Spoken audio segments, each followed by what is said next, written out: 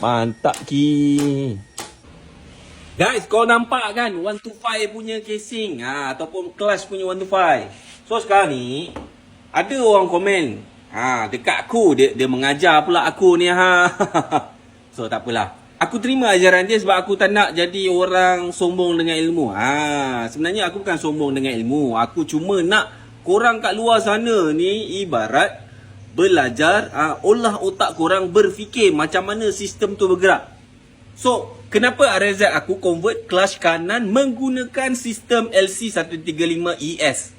Sekarang ni 125 lah. Aku cerita tentang 125. Kenapa orang kata tak pakai sistem 125? Okey, kalau kau nak pakai sistem 125, ni satu ni dia push tau, dia tekan, sistem dia tekan.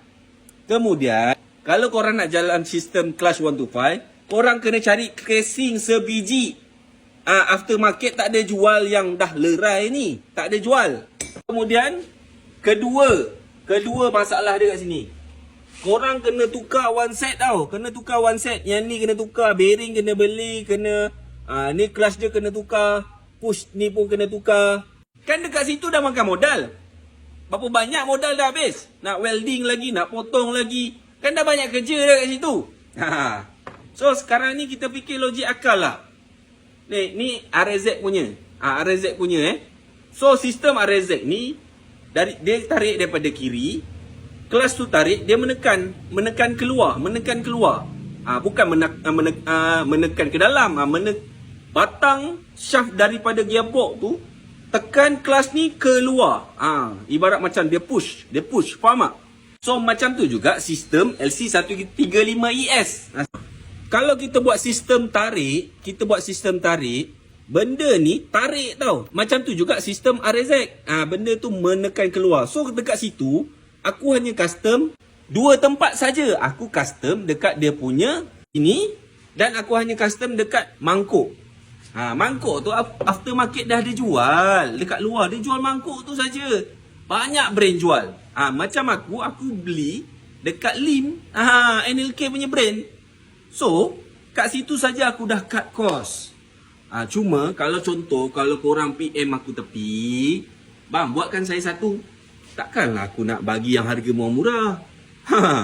Nak bagi harga murah boleh, aku buat asal boleh. Pasal nak bagi finishing cantik-cantik tu kau buat sendiri.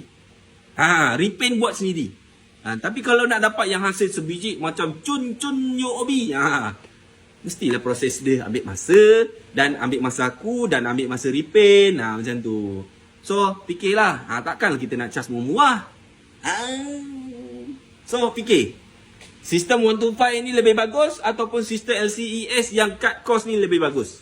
Tapi satulah, kebanyakan yang buat sistem 125 yang dah buat tu diorang selindikkan balik. Sebab kenapa? Risiko dia, kalau sengit kedudukan tu, clutch automatically tak sedap. Kalau sengit tau, kedudukan dia sengit, mesti confirm tak sedap. Risiko dia. So korang faham lah macam aku ni. Aku buat sistem yang mudah. Kita fikir mudah, logik akal otak kita berfungsi. Yang penting kelas aku lebih mantap lah. So terima tak terima? Lucu.